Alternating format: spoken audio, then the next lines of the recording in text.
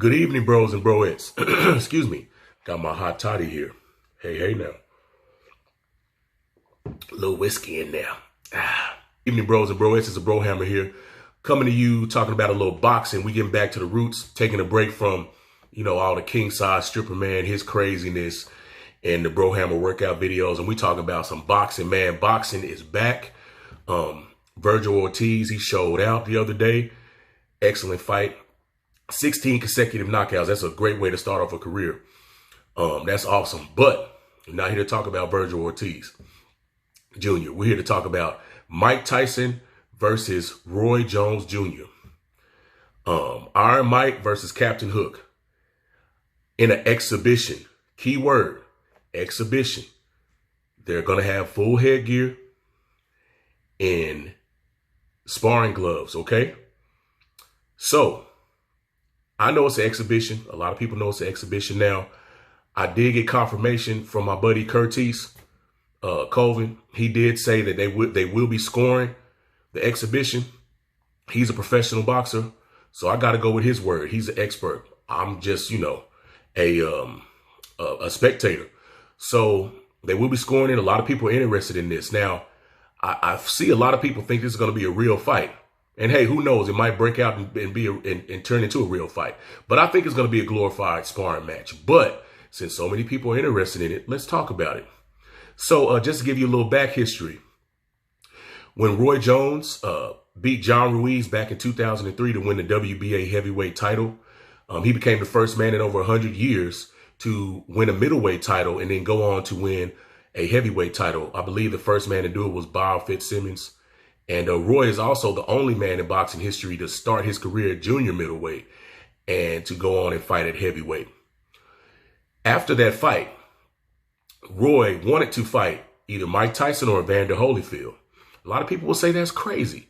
But let's remember, this is 2003. 2003, maybe the fight would happen 2004. Mike Tyson was badly faded. He was not the baddest man on the planet anymore. Now, he was still a heavyweight. He still had all his power. But he did not have the same defense, the same bob and weave game that made him a monster in the late 80s. So Roy actually opened up as a 2-1 favorite in the betting odds. So what happened? Well, HBO actually had a deal on the table for them to fight. I believe they were guaranteeing Roy, but in the realm of, I think it was $30 to $40 million. I don't quote me on that. I'm not totally sure. But if it was $30 million, Roy wanted 40. If it was $40 million, Roy wanted 50. Whatever it was, Roy wanted more money. And that's why the fight fell through. Evander Holyfield, he laughed at it. He said, "Oh, Roy's too small. It's not not really a challenge." I understand that coming from Evander, even though he did go on to fight James Toney and James Toney wore him out. But that's besides the point. Roy moved back down to light heavy. And he beat Tarver in the first fight, barely. Second fight, we ain't got to talk about that. We all know what happened. It still hurts my heart. I don't want to talk about it. Okay, so present day. Last time Mike Tyson fought was in 2005. That was 15 years ago. Last time Roy fought professionally was in 2018, albeit against low-level competition. Let's be real. But he still fought professionally. That means he's still trained.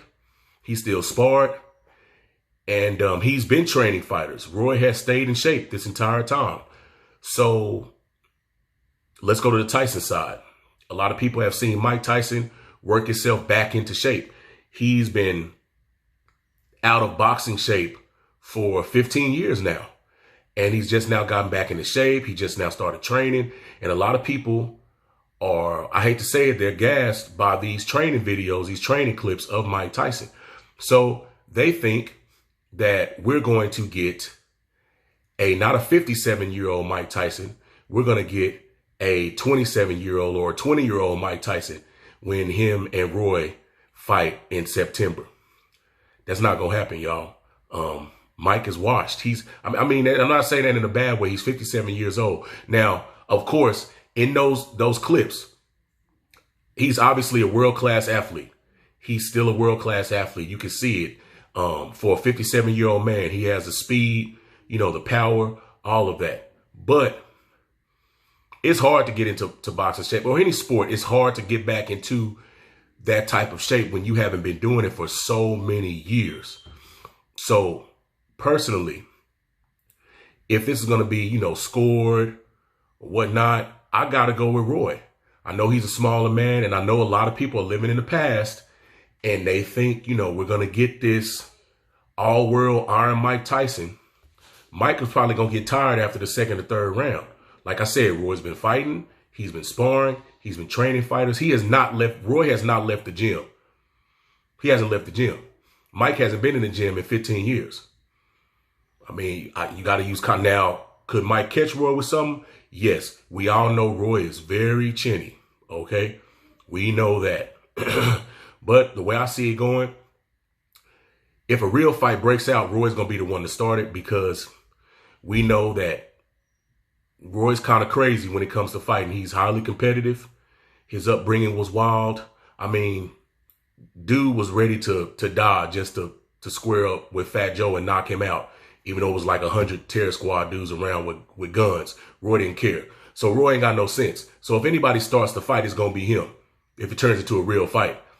And, you know, Mike might reply in kind and have a flashback and knock Roy's head off. I don't think that's going to happen. I know these guys are friends. They'll probably put on a nice show here and there. You know, it'll be like little flashes of their old self. But it's just going to be, I think it's going to just be a highly competitive sparring match. But if I had to pick somebody just due to the current form, ring rust, all of that good stuff, I got to go with Roy. He's been fighting. You know, he's a faster man. He's always going to be faster than Mike. He just, you know, that was just his calling card, was speed. So I think he'll just keep it at distance, pot shot a little bit, and he'll win by unanimous decision. I guess if you can call it that, you know, since it's an exhibition. But anyway, guys, let me know what you think in the comment section. Who do you think is going to win? And make it make sense. You know, give me like a little detailed analysis. Just don't pick somebody just because that's who you like. Obviously, you know, I'm a big Roy Jones fan. He's my favorite fighter of all time. But if it was the other way around and Mike had been fighting and Roy's been out of the ring, I would pick Mike, just, you know, obviously because he's acclimated to boxing still. But let me know what you guys think. As always, share, like, comment, and subscribe. BroHammer signing out.